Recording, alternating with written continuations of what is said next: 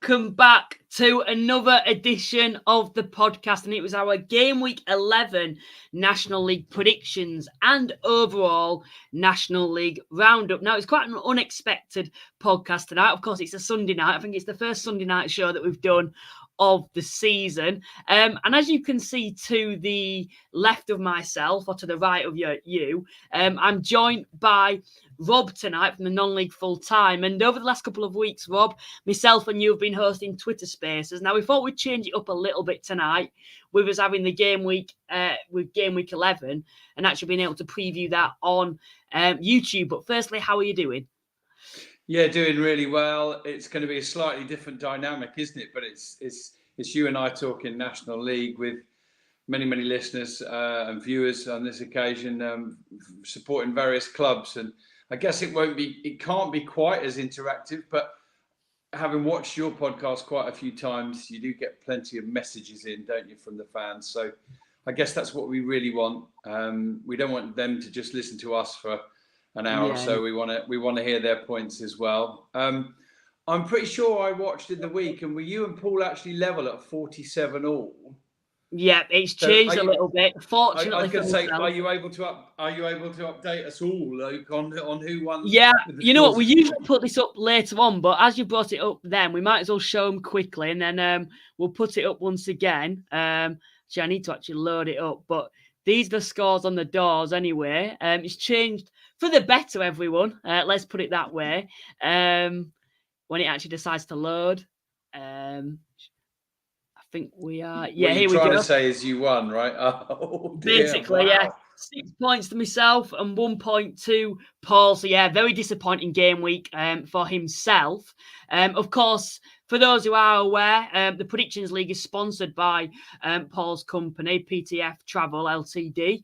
That is basically a travel company. There'll be a link to Paul's social media in the description below after the live. Also, we should bring on to the point of our actual sponsors, the whole podcast sponsors, Cards Accepted. If you use the link in the description, guys, you'll get 50% off a card machine, no contracts or monthly fees. I know a few of our listeners have already purchased card machines from Cards Accepted, so please do that. If you want any more information about them, then don't hesitate to drop me a message.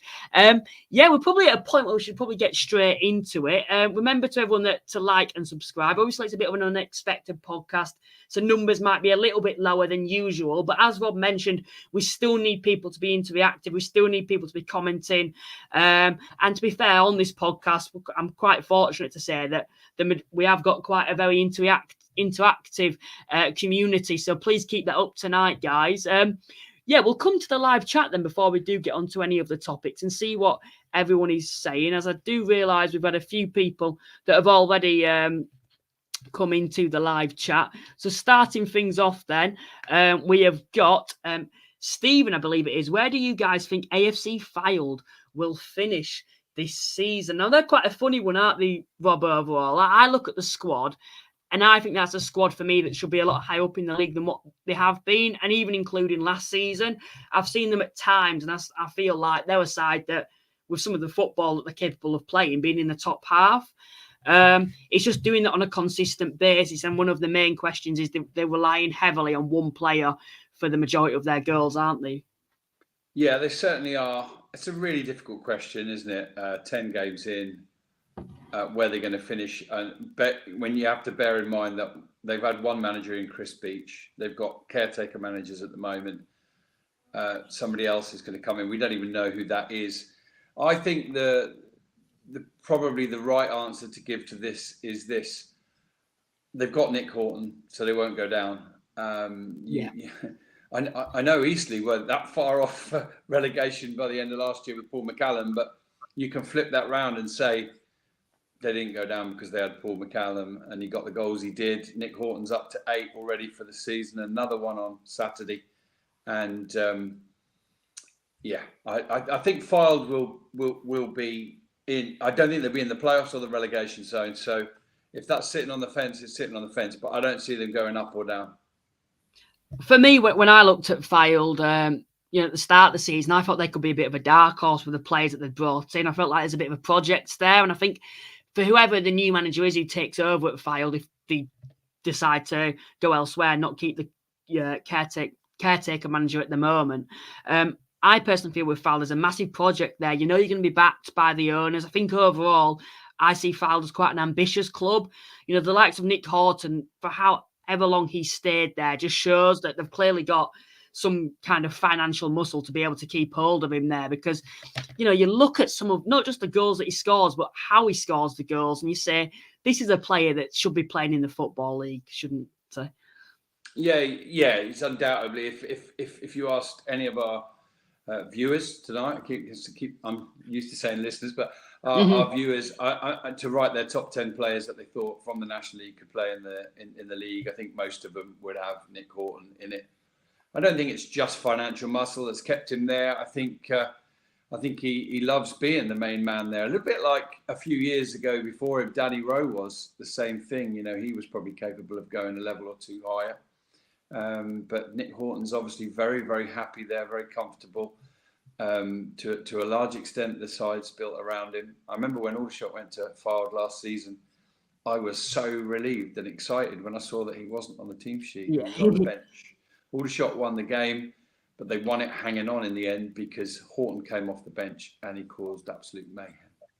Yeah, he's certainly a standout for me. And, I even think of other sides in this division, perhaps, who, and I know you've mentioned there about there's other reasons why he's stayed at the club, and that's clearly clear as well when you say that. But you think of some of the sides in this division, like an Oldham or a Southend, even when they've been taken over. Why haven't they managed to be able to get hold of him? It's surprising to me that he's not at least gone to a side with, I don't like to say this, but probably a bigger club. I think it's pretty obvious, isn't it, that they're bigger clubs with probably more financial power. So for me, I'm surprised he stayed there. But you have to say to Fylde, they'll be loving the fact that he's still with them at the moment. I think prior to the season, I put Fylde 7th. I think from what I've seen in the first 10 games, and I know it's still early, I think, like I've said, I'll sit on the fence with you, Rob. I think they'll be mid-table for me overall. We've had Bob in, who's an Oldham fan. Evening all. Welcome to the stream, Bob. We've got Ash, who's a channel member. This is also a bit of a plug to everyone. If you would like to become a channel member, it's £2.99 a month. You will get exclusive access to interviews, early access, I should say, to interviews in the future with players, managers, maybe even the odd chairman. That's a bit of a hint for you guys in the future. And also you can use custom emojis for your clubs in the live chat. And Ash, I think, was the first member to join the channel, but he's put, hope both your weekends have been good. Mine has been fine. Watched probably the best 0-0 you could ever see. Then worked in Maidenhead Sunday, reminding some of their supporters the score on Saturday. That's a good thing, Ash. That's a good thing. Of course, my side managed to defeat Maidenhead. Apparently, it wasn't a pretty game, but we'll come on to that shortly. As for you guys, Rob, Aldershot, you held York City to a 0-0 draw. Are you happy with that result? I was happy with the performance. It was just a point for shots. 3 draws on the trot, which is unusual. Undoubtedly the best performance of the 3. And yeah, York held us to a draw and we held them to a draw. And I mean, there were quite a few moments where either side could have won it. Most notably, Josh Barrett, as the York City keeper came flying out of his area to get to a ball. It fell to him 40 yards out, and it's who you'd want it to fall to. And he just literally saw the picture, sent the lob up, and we all thought it was going to drop into the net, but it landed on the top of the crossbar. At the other end, Marcus Dewhurst, who probably did more to deserve a clean sheet the previous week at Boston and didn't get it. He did get one, and that was largely down to 2 saves within a minute that he made in the first half. One was actually from his own player, Cameron Hargreaves, stuck out a foot to try and clear a corner, and it was slicing towards his own goal. And then he saved that, and then he saved from the resulting corner. A downward header from Callum Howe. 2 other points I want to make about the game just quickly before we move on, talk about other things. Number one, our thoughts go out, everybody at Aldershot, and I'm sure a lot of people in the National League as well, to Ollie Harfield, who sadly was stretchered off with a really nasty knee injury. We're still awaiting a little bit more details around that, but it's a serious one. He's loved at Aldershot. He played at every single minute of every game last season. He was skipper on the day. Excuse me, we wish him well. The other point I wanted to make was just one for York and one for Callum Howe, who I've always rated, but I thought was absolutely superb. I had Steve Gibbs alongside me doing the commentary. He wrote the non-league paper match report for today. And I'm glad to see that he used the word I used in commentary. He was a colossus yesterday, Callum Howe. Absolutely superb. Sometimes it's positioning. Sometimes it's being a ball magnet. Sometimes it's just getting a foot in and just steering the ball away from danger. And he did all of those with aplomb yesterday. I thought he was the man of the match on the pitch. And as Ash said, one of the best 0-0s I've ever seen. I remember when he first joined York from Solihull Moors, and I remember when he signed for him, I thought that's a class signing that for York City. I remember him at Solihull, and it took a bit of time. I think we can both agree for him to settle in at York, but it's good to see that he's kind of finding his feet now there. But as for Aldershot, just finally, it does feel like defensively you're clearly improving in the last couple of weeks. You've conceded 1 goal in your last 3 games, 2 clean sheets in that time. Are you a little bit more confident going into the upcoming weeks defensively now, would you say, this season? I think we've shown it in pockets from the whole season, from the opening away game at the Shea, where they kept a really good clean sheet. I think the way they play, and you've alluded to this a couple of times on your podcast and on the Twitter spaces, the way Aldershot play, it's very front foot. It's going to leave a few spaces at the back. And I don't think Tommy minds too much if he doesn't get a clean sheet, as long as he scores and his team scores more than the opposition. It's always the fine art, the balance in football, isn't it? They've done a bit better defensively in recent games. And the goals have dried up a bit. So, it's just trying to get the balance. But I still feel good for the season, confident. It's thoroughly enjoyable. We've been highly entertained since Mr. Widgerton walked through the door, and long may that continue. But York, they look good. Were they as good on the day as Rochdale were a couple of weeks before? No. Are they higher in the table than Rochdale? Yes. So there's more than one way to win a game. They're on track. And talking of Callum Howe, by the way, and talking of York City, just to point out to the viewers of your podcast that when the NL Full-Time podcast comes out later tonight or first thing in the morning, our special guest was Neil Ardley, the former Solihull Moors and York City manager, as well as obviously Wimbledon and Notts County. So it was interesting to get his insight on the pod and to catch up with him. Brilliant. We've also had a Southend fan tonight who's come and said, hey everyone, really happy with Southend's performance. We always seem to destroy Solihull. So even though we aren't at our best, we haven't been at our best recently, I was weirdly confident. Yeah, that's a big win for Southend, that putting 4 past them, Solihull Moors away from home. I've always seen Solihull defensively. They always seem to be quite strong defensively, I think. Maybe this season it's not shown particularly. But what I will say about Southend, we've talked about them and kind of them struggling for goals going forward, but that is a statement. To score 4 away from home at somewhere like Solihull, that's a big win for them. Yeah, they'll probably have been stung by the criticism every week, as they've just got 1 goal or maybe 2 here and there, and it's nearly always been Gus Scott Morris. He did score yesterday, but Apaya Forson and Pepple got the other 3 goals between them, and that'll be a lot more encouraging for them. Tricky start to the season, I think, particularly at home for Solihull Moors. I think there might be 5 home games now and just the 1 win. And it's back to a frustrated Andy Wing. But as I say, no team and no manager has a divine right to be at in the playoff positions or up the top end. And Solihull are not too far off it, are they? They're in 11th place. So they'll get better, I'm sure, Solihull Moors.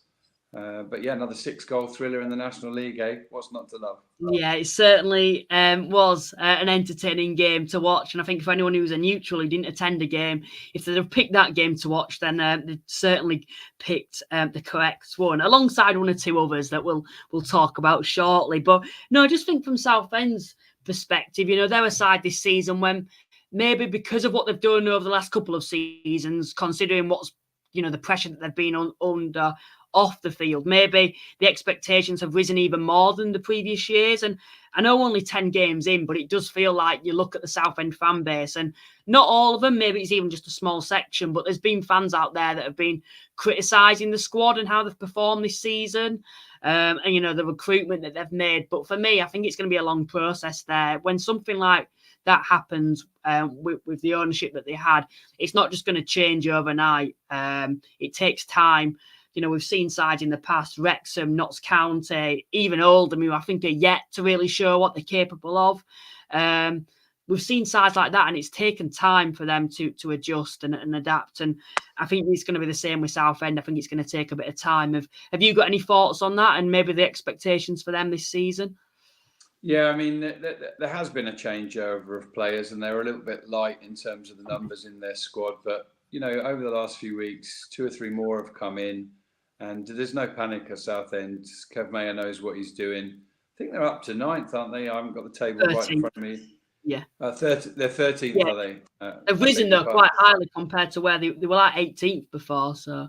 Yeah, exactly. They're not too far off it, are they? And, really, this first half of the season, you get managers tell you don't even look at the table until 10 games. Well, it is 10 games now, so we can look. Yeah. But I think really the job in the first half of the season, build your patterns of play, get as much consistency as you can, make sure you've got enough points on the board that you're within touch. You're either in the playoffs or you're within 3, 4, 5 points of them come Christmas, and there's a long way to go then. So it's still starting to take shape. But as we perhaps focus more closely on 1 or 2 of the teams at the top, for the first time I think this season, there's 3 teams all level, aren't there, on 21 points now. And without giving too much away from our podcast, I can tell you that Neil Ardley feels the current top 3 are the 3 that will challenge for the title. It does feel like at the moment they could be the 3, because I think they're the ones that have impressed me the most. Rochdale, they're another side, and I'm sure they're someone who you may feel from what I've heard from you in the past might be able to challenge them. Is that something you'd agree with, or would you agree with Neil Ardley saying that he thinks that the top 3 will remain as them? Well, I definitely think those 3 will be contesting for the title and for the playoffs. Yeah. I think there might be 1 or 2 more. This is now the big test for Rochdale. They've had a really good start to the season. I think they perhaps only conceded 2 goals in their first 7 games, but now they've had back-to-back defeats. So Jim McNulty will be talking about how they respond to that little bit of adversity. There's never any shame losing away at Eastleigh when Paul McCallum's on form. So I think they can quickly brush themselves down from that one. It'll be an important week coming up for Rochdale. Can they just reverse that little slide over the last couple of weeks and get another positive result on Tuesday? I know there were a lot of questionable decisions in that game on Saturday between Eastleigh and Rochdale. Jim McNulty didn't hold back in his post-match interview, complaining about the officiating in the division. And we've seen a number of managers, I think, in this previous game week actually complain about the officials this week. But I think from my perspective, I just think it's so hard for officials. And I think there's always this question about the National League being particularly bad. But if you look at every single division, League 2 fans say our officials are the worst in the country. League 1 fans, it's across the board. And to be an official, for me, I think it's so difficult, and they're not going to always get it correct, especially when you don't have things like VAR in place, which is something that I don't want to see happen. But I think overall, when I look at the officials, I think Mark White's made a point about how they level up overall across the season. So, let's say Rochdale were on the bad side of the ref this week. For Lane in a couple of weeks, it'll probably go in their favour. They'll become a little bit more fortunate. And this is the thing over the season, I think. Does officiating make much of a difference? Is it more about the ability of the sides and how they're playing? I don't know what your thoughts are on that. Yeah, far more. If you think about a lot of games where you leave the ground frustrated and your team hasn't won or it's lost and you're thinking, that ref was awful as well. If you're really honest with yourself, was it that referee's fault that your team lost or didn't win? Very, very rarely is it so. Sometimes in a really tight game, a really big decision, those decisions do count. But I think in the moment, with the passion of the game, you tend to think the referee's against you or against your side. But in reality, they're probably trying to be as neutral as they possibly can. I do have one theory on referees that I've probably mooted a couple of times on our podcast, and that is that they are human beings. And the more that you, as a team, as a crowd, as a manager, as a management team, get on at the referee, I think the more likely they are in a 50-50 decision to give the decision against you.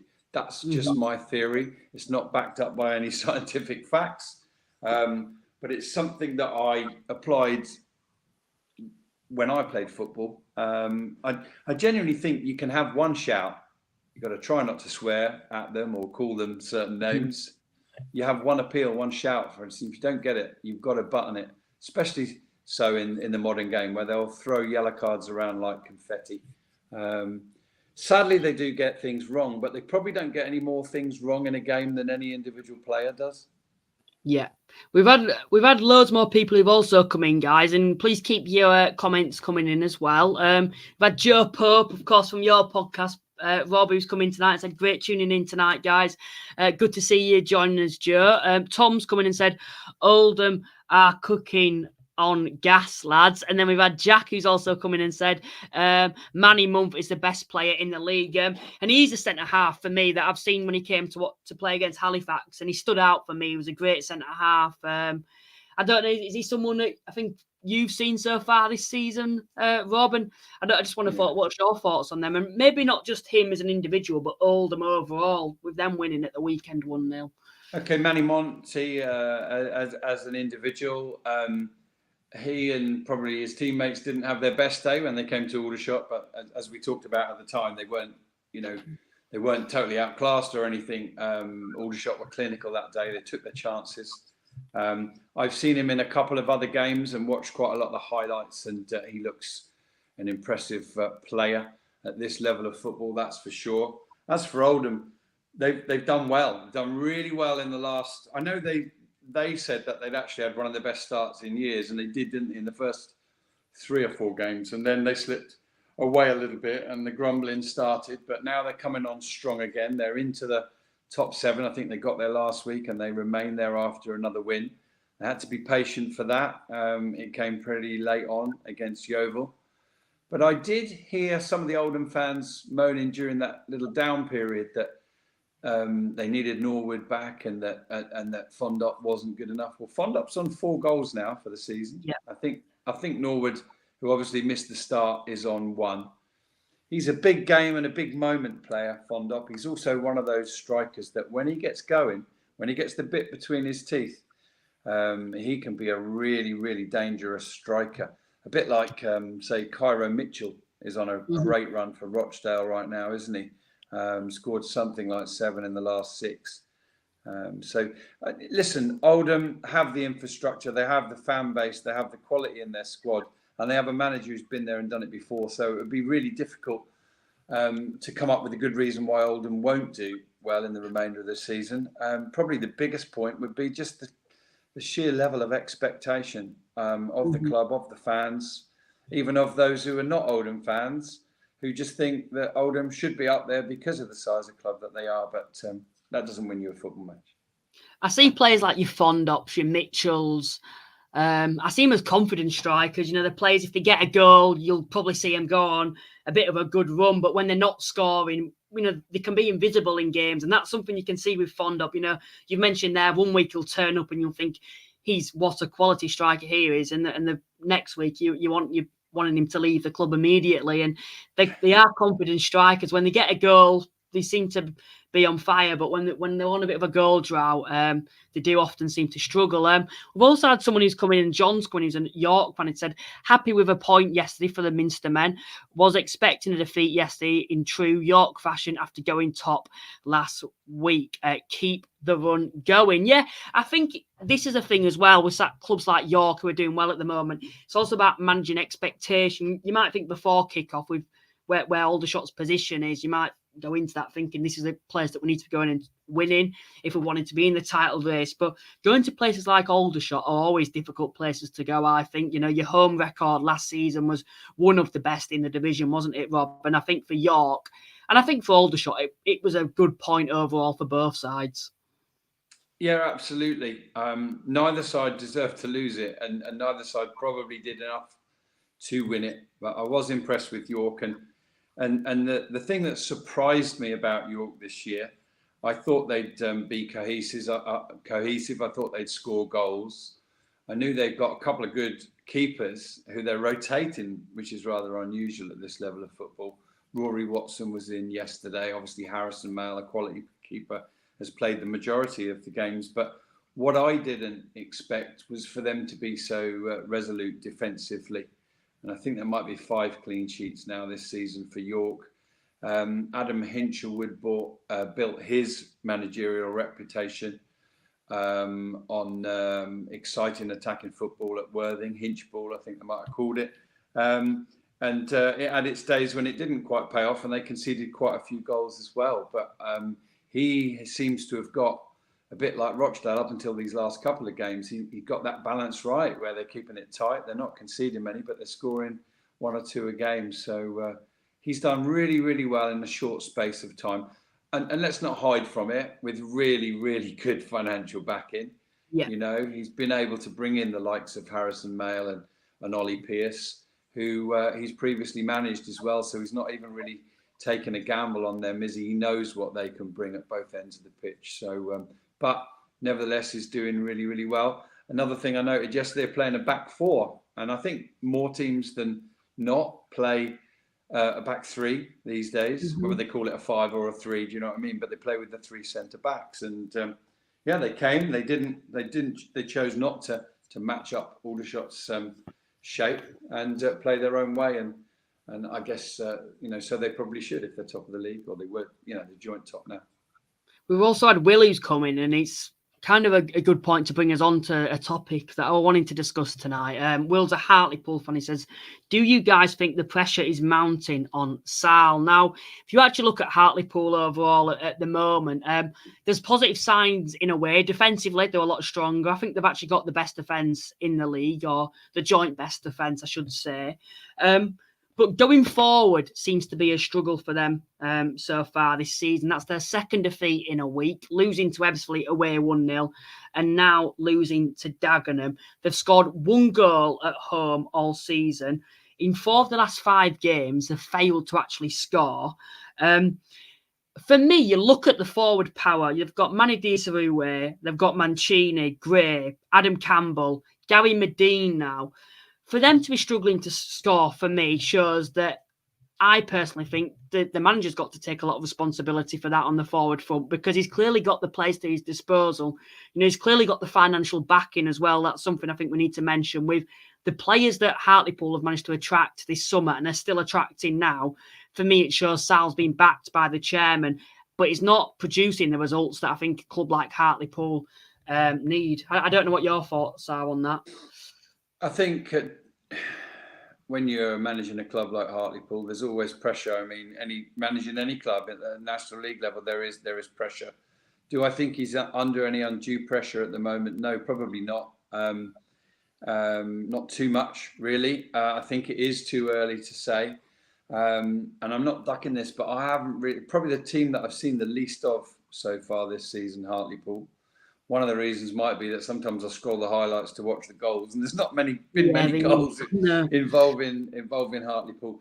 I tell you what Hartlepool reminds me of at the moment. I don't know if you remember 2 or 3 years ago under Luke Garrard, who's obviously back there now. Boreham Wood, I think they drew something like 8 games out of 9 or 8 games out of 10, and they were on this long run without a win, but this long run where they're unbeaten. And you only can really kind of make a statement and judge it when that run comes to an end. If they end it with a win, oh my God, yeah, they're 10 games unbeaten or whatever, and we won on Saturday. So no, I don't think Hartlepool are particularly a hire and fire club. I think they've had their own financial issues despite the infrastructure and the size of the club. So I think they'll be giving them a good go at it this season, Darren Saal. And not a great run at the minute, just 1 win in 5. But at some point, they should be able to unlock the potential that those forward players have got.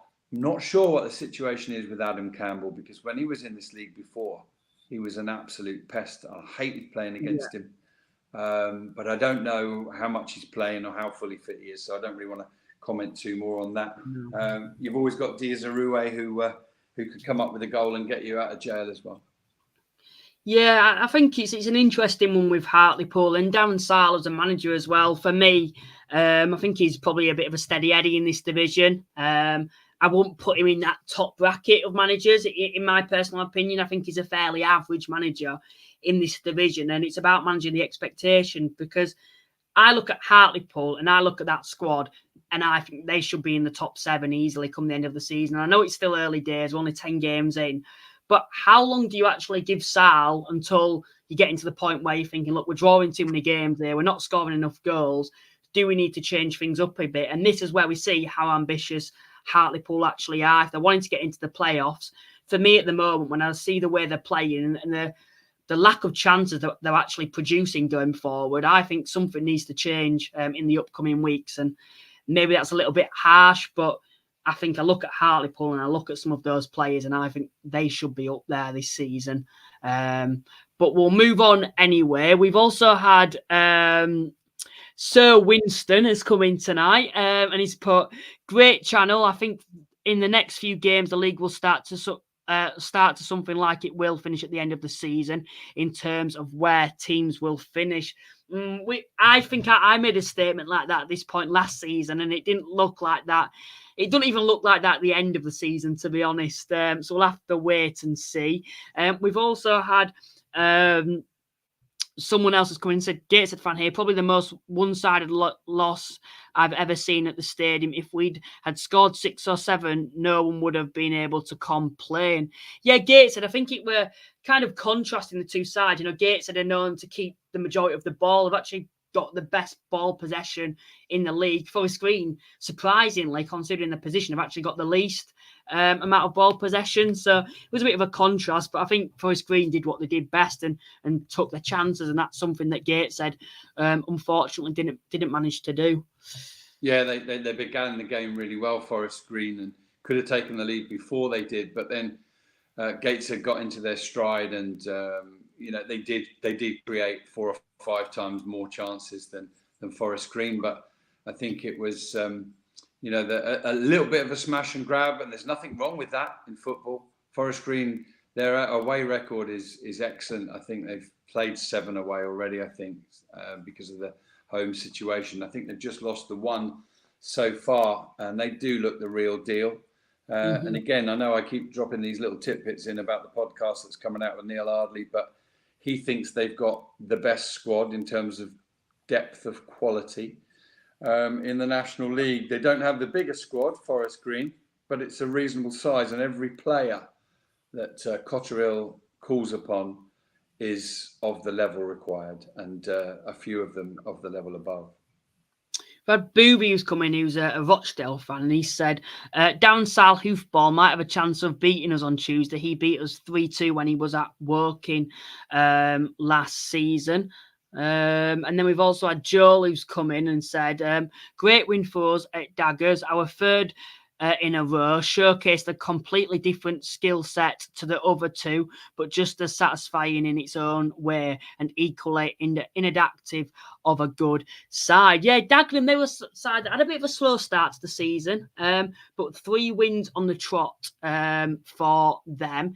It all often when you look at a side like Dagenham, we've always spoke about, and they'll get a big win, perhaps like they did against Gateshead, and then they'll go and lose the following week. Whereas at the moment, they're actually starting to gain a bit of momentum and actually look like a very good and well-balanced side.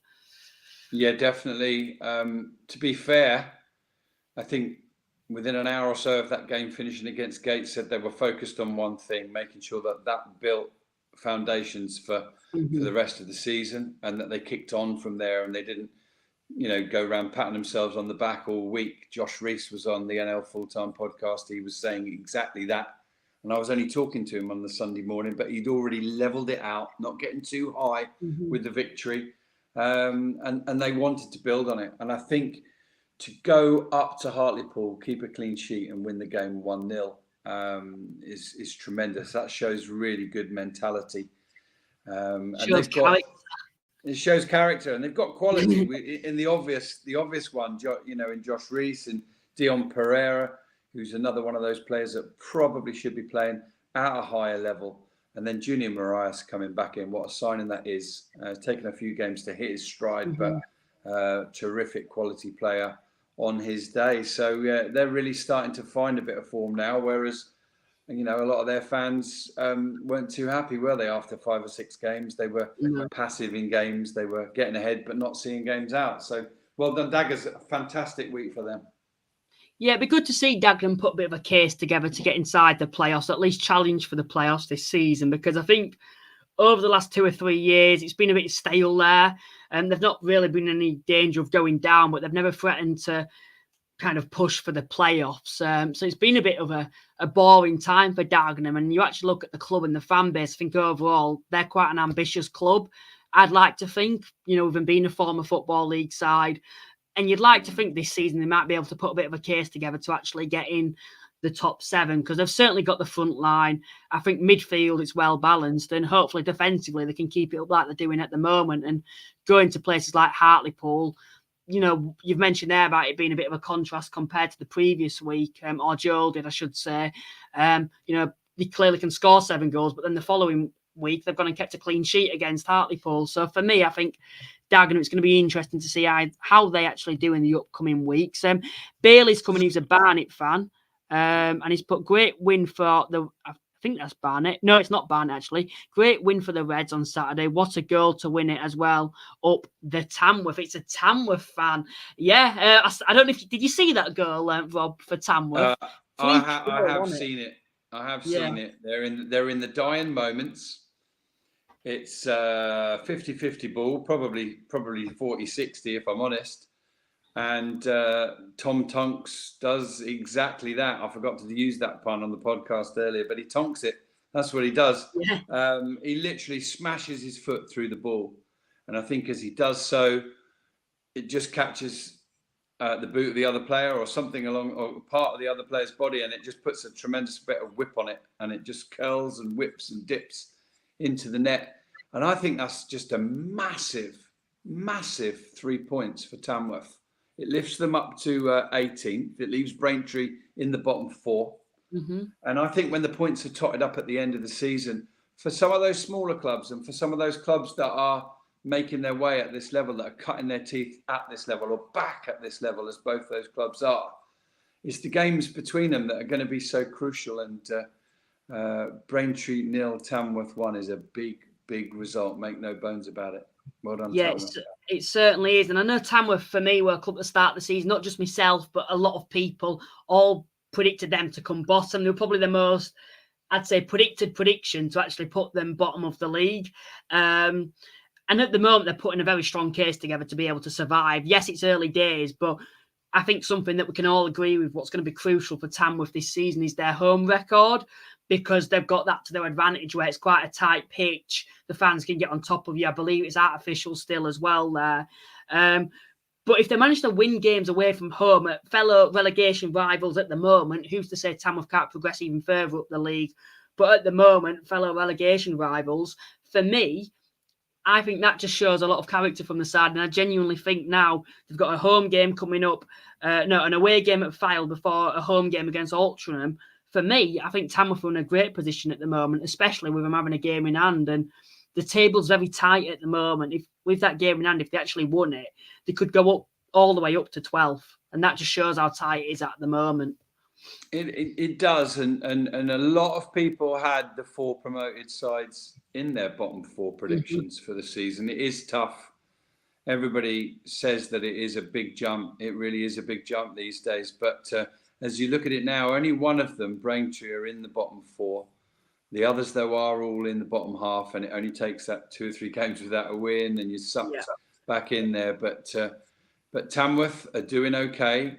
Yeovil are doing the best of the 4 promoted sides in 16th with 13 points at the moment. But Boston, particularly away from home, are doing okay. And if they can get their home form sorted, they might well be okay. And it's actually the likes of Wealdstone and Maidenhead United, who nobody dared to predict this year would actually be in the bottom four. Maidstone, maybe one or two did with Wealdstone. Paul's not here to give us his verdict, but of course that was a massive game, wasn't it, on TV? Mm-hmm. The Dean Brennan derby, as they call it. And interestingly, did you hear Brennan's post-match interview? He said, "No, I didn't actually get to hear that. Why? What's he said? What's he come out and said?" Well, he just said that he thought they played better last season at Wealdstone, but they actually lost that game. He said, we played well today and we deserved to win, and they did get the job done. They had to be patient, I think, didn't they, for an hour or so before they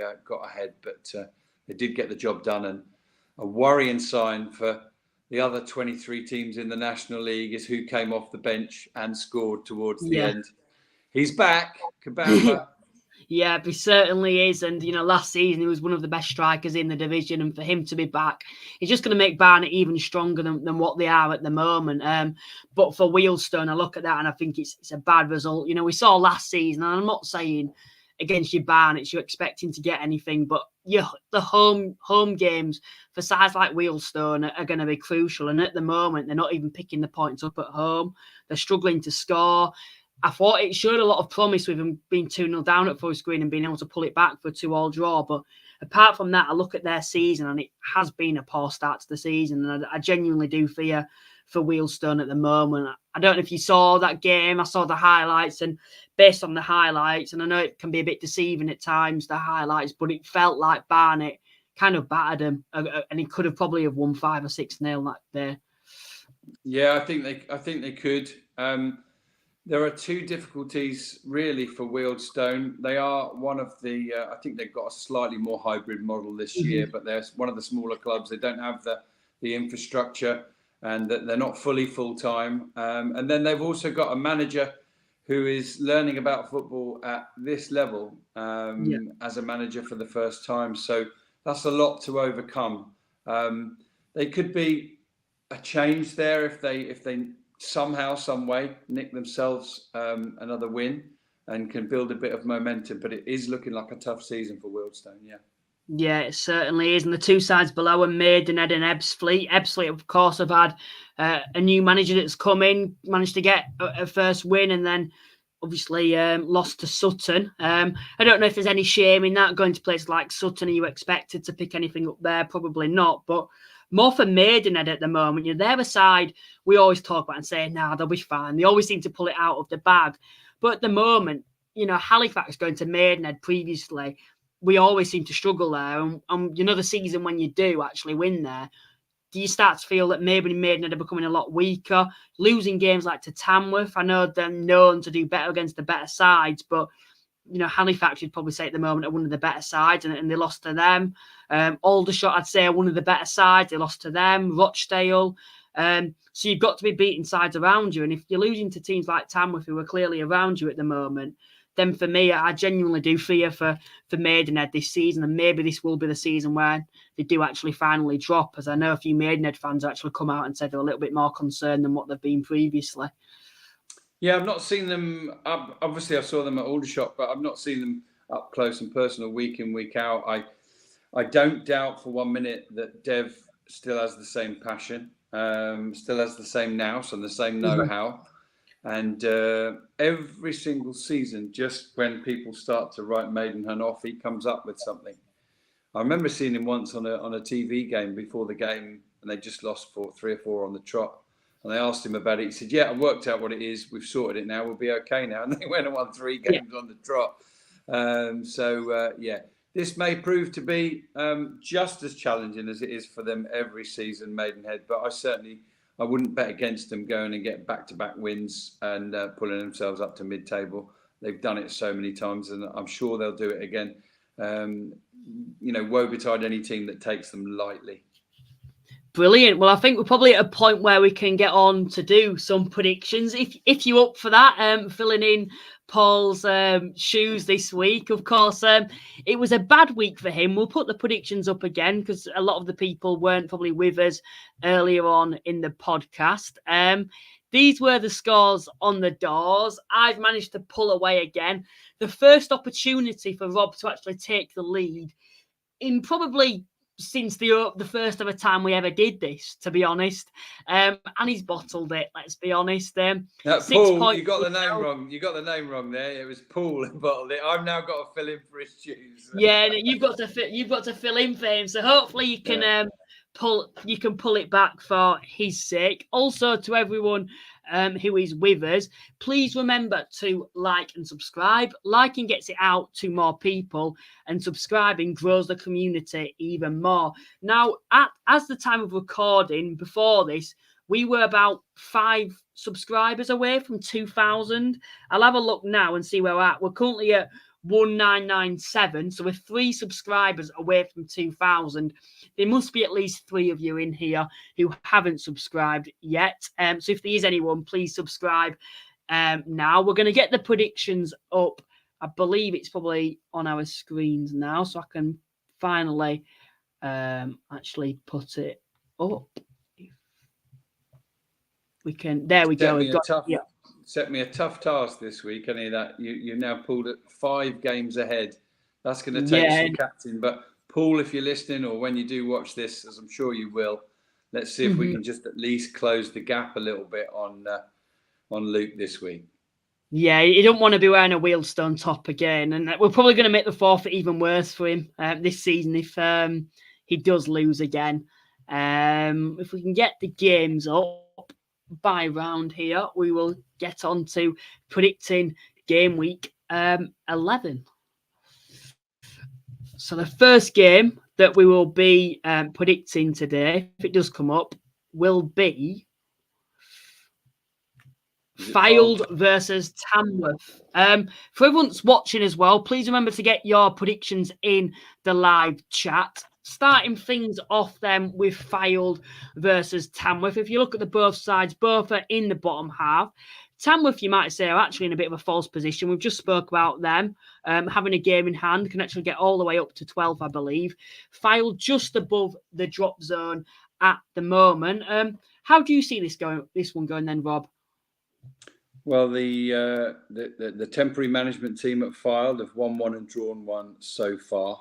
They're at home again. I wouldn't bet against that man Horton scoring again, and I'm going to go for a narrow home win. A lot of respect for Tamworth. They're very together side. Remember, they were champions of the National League North last year. They have a goalkeeper who kept 30 odd clean sheets, so they're not going to lose all that overnight. Don't ever take them lightly, but I think Fylde might just nick this one 1-0, probably with that man Horton on the score sheet again. I'm going to agree with you on this one, but I'm going to go for a 2-0 Fylde win. Yeah, you've spoke about Tamworth defensively. I think last season were very strong, but I feel overall, I think I'm going to back Fylde to win this game. Of course, they drew to Woking on Saturday. The next one then. Now, me and Paul, we always discuss the games that could be games of the game week for neutrals, and Aldershot v Barnet over the last couple of seasons always seems to be one that we always say when the two sides come up against each other. Would you, if you was a neutral, Rob, and you were suggesting a game to someone, would you suggest this game? Yeah, I would. From the midweek fixtures, there's 2 I'd point them to. The EBB Aldershot against Barnet, and I'd also say Boundary Park Oldham against Forest Green, I think will be a cracker. We'll come to that one in a minute. This is always the hardest prediction for me because you get that battle of the head and the heart.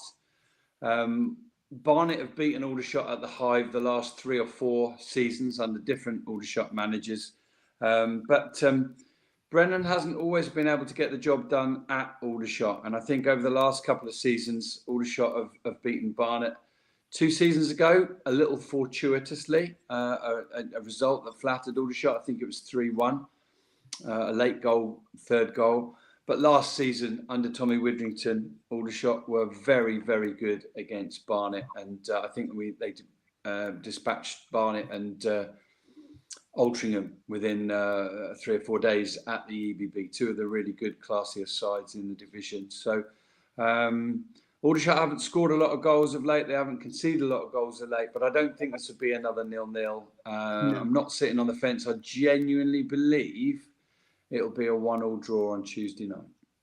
I've gone for a 2-2 draw for this game. I think both sides have clearly proven this season and in previous years that they can score goals. You've spoke about Aldershot being better defensively recently, but this type of game for me, it just screams goals with the two managers. Both you've mentioned about them being very forward, fronted. Well, for the front-footed managers with how they play and very attacking minded, and I think this will be another example of that. So I'm going to go for a 2-2 draw.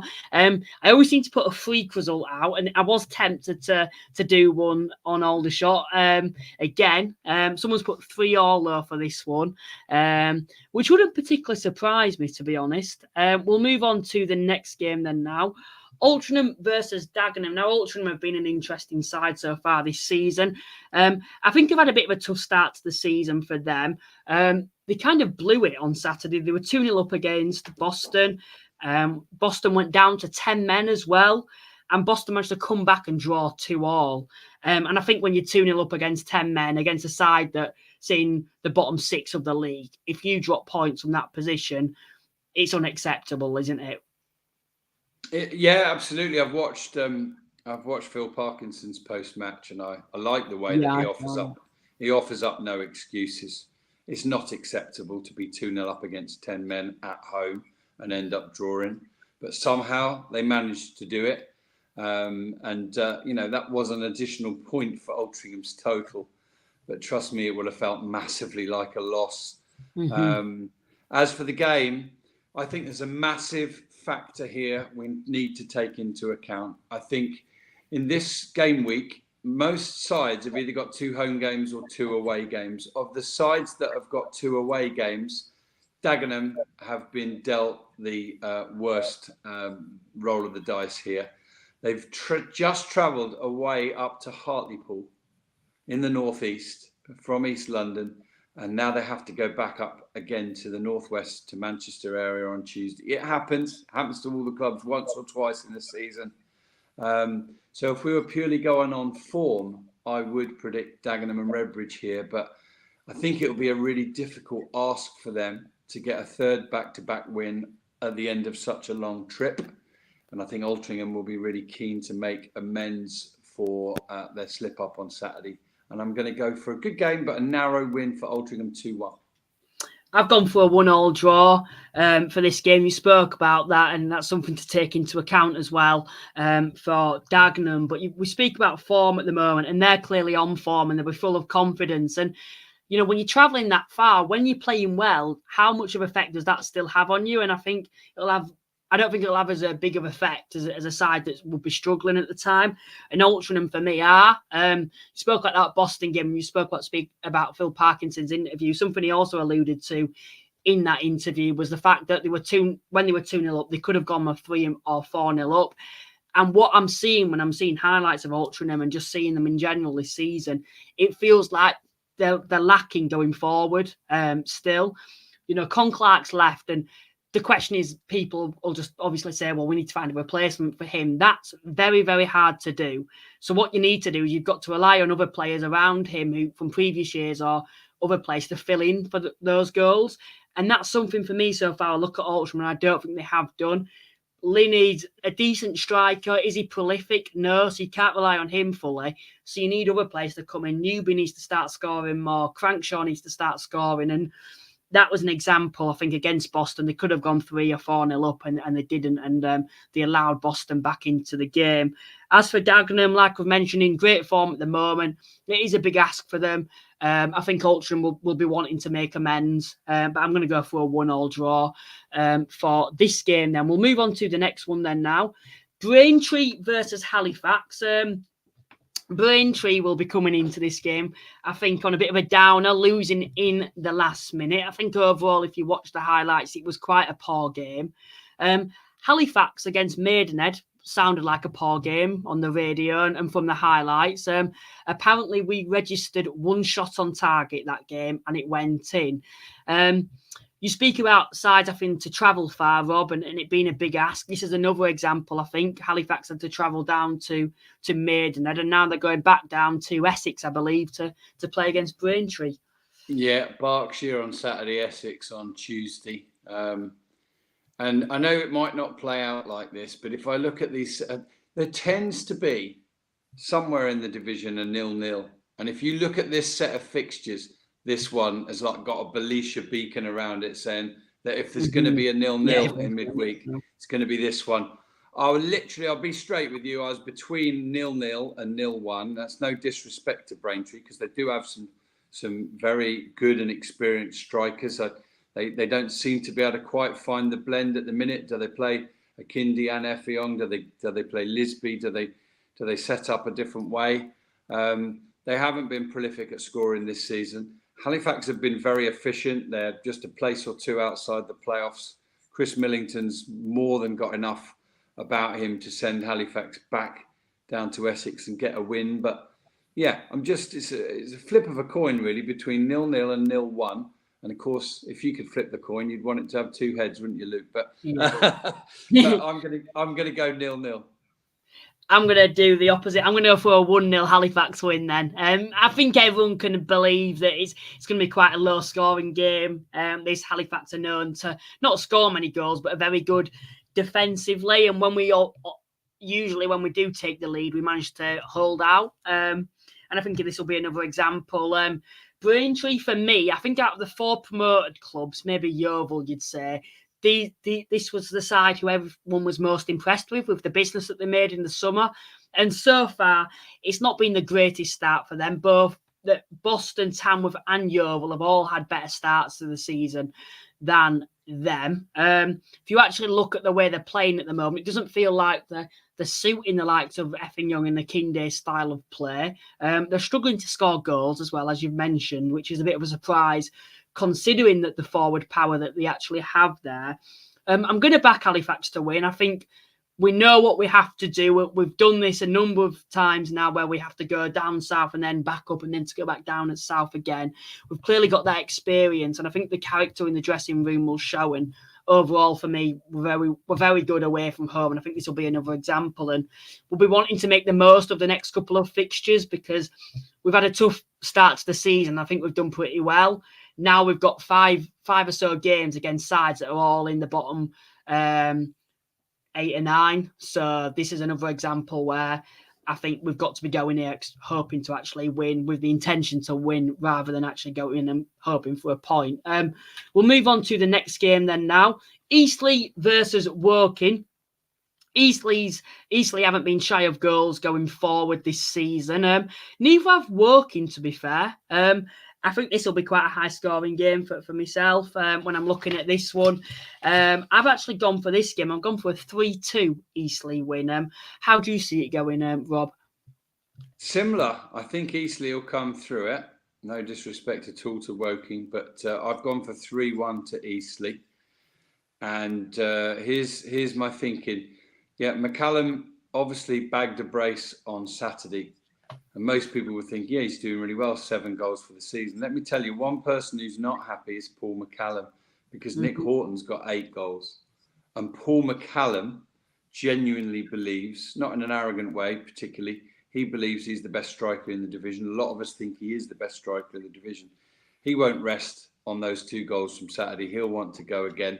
For Woking, it was obviously a long trip up to Fylde on Saturday. And it'll be a much more welcome short journey down to the south coast for them. So no excessive distance for Woking to go. I just think Eastleigh are better set up at the moment to win this one. But I do think Michael Doyle is doing all right, you know. He's doing okay. He's still inside his first year there. There's been a lot going on off the pitch. A lot of us did wonder with the ownership issues, whether it was going to be a really tricky season for Woking. And they're doing all right there, aren't they? They're not too far off it. They've had their fair share of wins so far this season. But just on the day, I'm going to go Eastleigh, similar to yourself, slightly different scoreline, 3-1. too easily. Moving on to the next game then, Gateshead versus Boston. A couple of weeks ago, I think everyone would be comfortably backing Gateshead to win this game. For me, though, I've gone for quite a different result. I've gone for a 1-1 draw. You know, you look at Boston at the moment, they're full of confidence. If you look at the form, the banging form at the moment. Gateshead a bit of out of form. I know they spoke about the previous game, them being a little bit unfortunate. But they are starting to have a bit of a bad run at the moment, and I do think this is going to be a difficult game for them. I'm actually going for a 1-1 draw for this game. How do you see it going? It's a tough one to predict. One of the reasons for that is because Boston are generally better away from home. They have been for quite a while. They finished last season on the back of some really, really good away form, and Ian Culverhouse knows what he's doing. And if you listen to one or two people in and around the club who watch them regularly, they'll say that he's a bit more experimental with his formations and his tactics away from home when they can be a little bit cagey. And they've done really well. They went to York and won 2-0, and they went, forgive me, I can't remember where, and won 3-0 away from home. So it's difficult, but I do believe on their day, Gateshead play the best football in the division. And having seen Boston 2 weeks ago, albeit it was at home where they've not been as good, but I honestly felt watching that game that if Aldershot could have strung 2 or 3 passes together in attack, they would have created so many more chances than they did on the day, but they just couldn't get their passing right. And if I wanted to pick a team to pass its way up a football pitch, to weave its way through a defence, to find a way through it, it would probably be Gateshead. So I'm going to back that gut feeling and go for a 2-0 to Gateshead on Tuesday night. Hartlepool versus Rochdale. Both sides are spending their second season back in the National League after getting relegated back in 2023. Both sides, I think, have done reasonably well in the first season, and I think both will be wanting to build on that this season. I think I had Hartlepool to finish just inside the playoffs, but it is Rochdale at the moment who are going strong, although they've had 2 defeats on the bounce. Hartlepool aren't in the best of form either. We've spoke about them and their lack of goals going forward. They're at home to Rochdale. They've only managed to score 1 goal at home all season, as I mentioned earlier. I'm going for a 1-1 draw for this game. How do you see it going? I was between 2 different results, a 1-1 and a 1-2, and because you've gone 1-1 and Paul needs to catch you up, I'm going to go for the Rochdale 2-1 away win.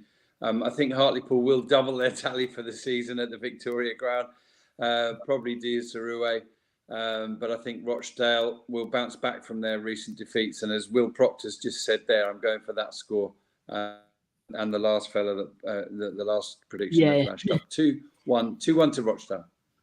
Next game that we'll have a look at then, 24th versus 23rd, Maidenhead versus Ebbsfleet. A bit of a 6-pointer, you might say, for this game, although we're very early on in the season.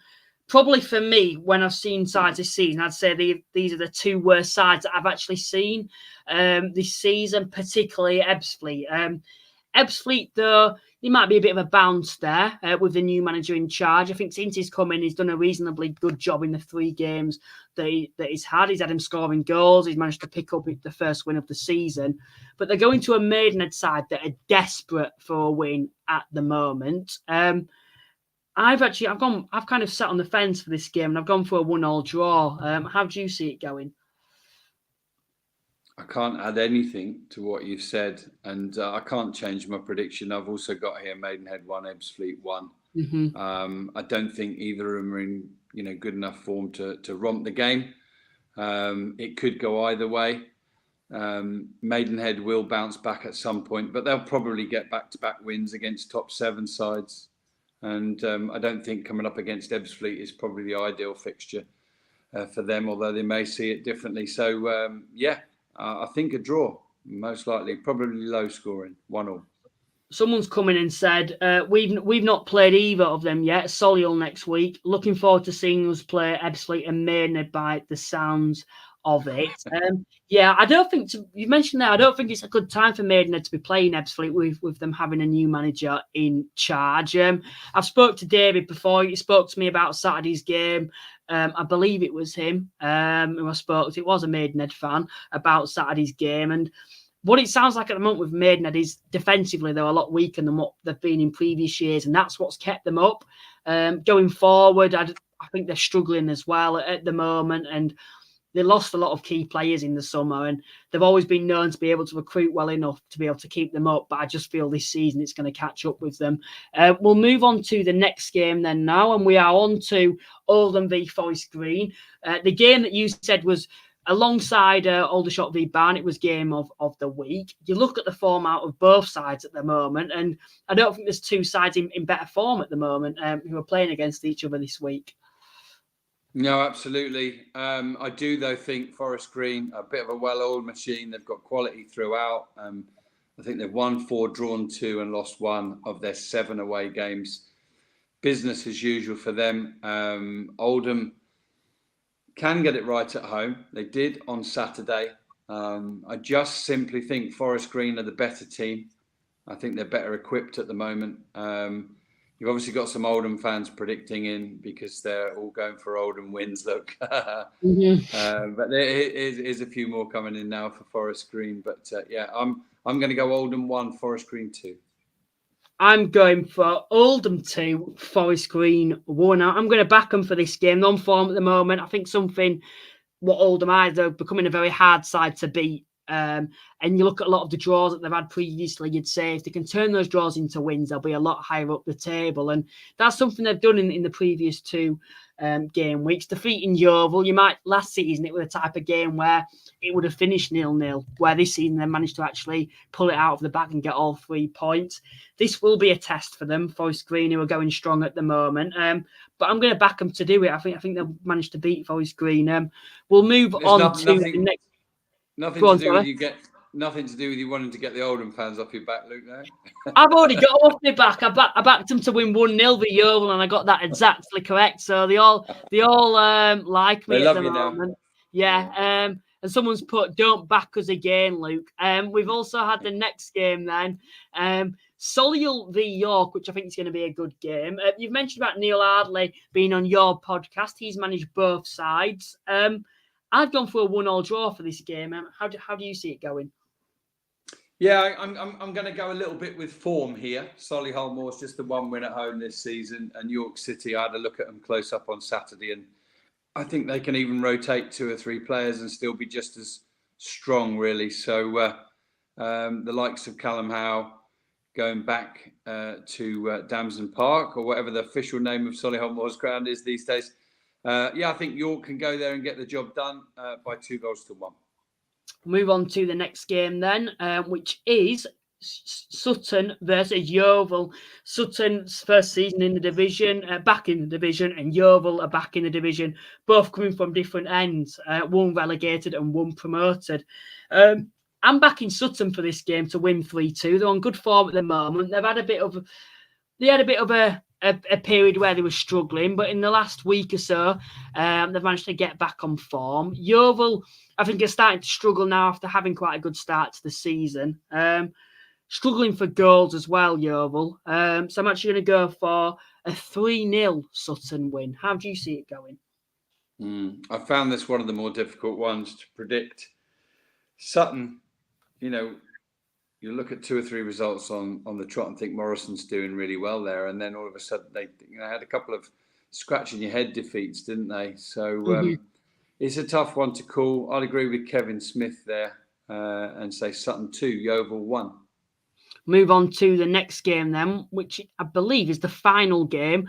Wealdstone versus Southend. I think there's got to be a point where Wealdstone start taking advantage of these home games, because this is where I believe they're going to have to pick the points up this season.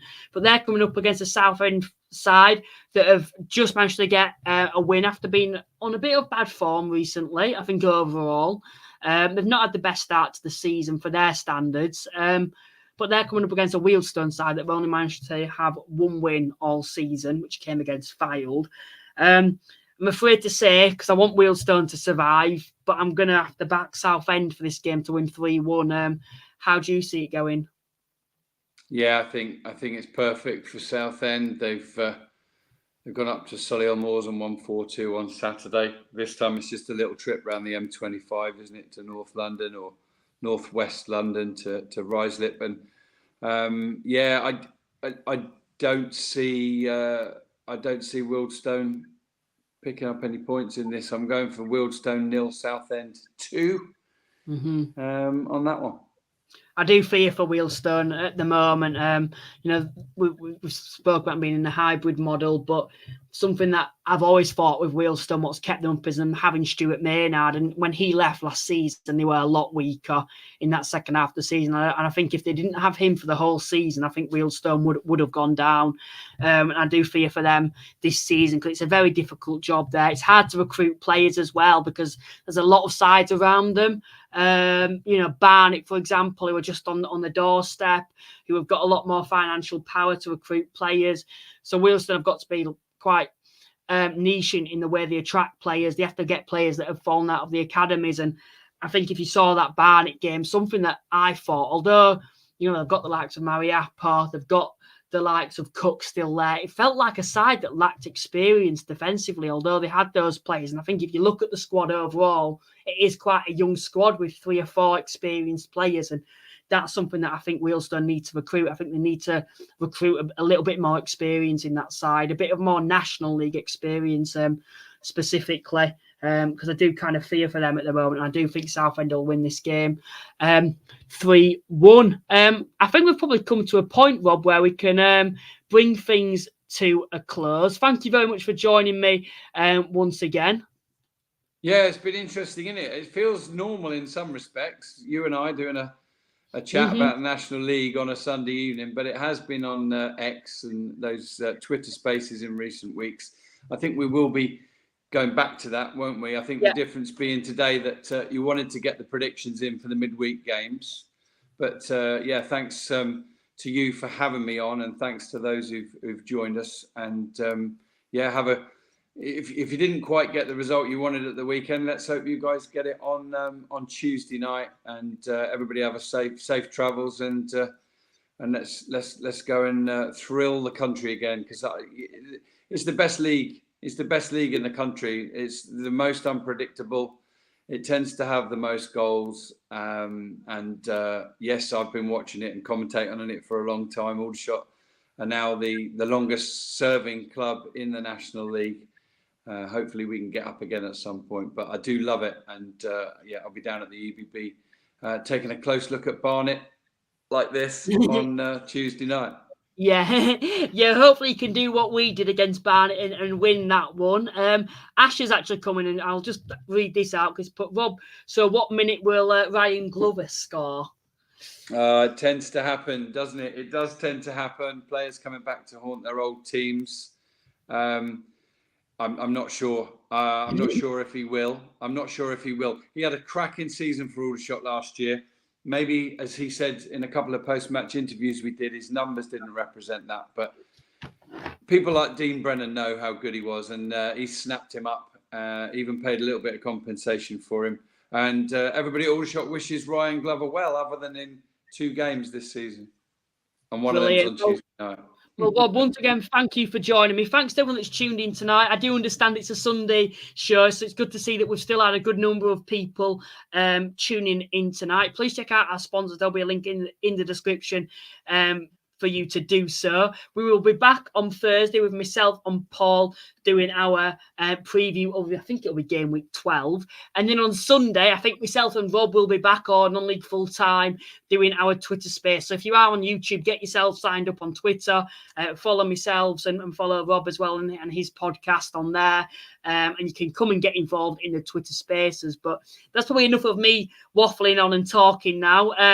Good luck to everyone on Tuesday, and we will see you next time.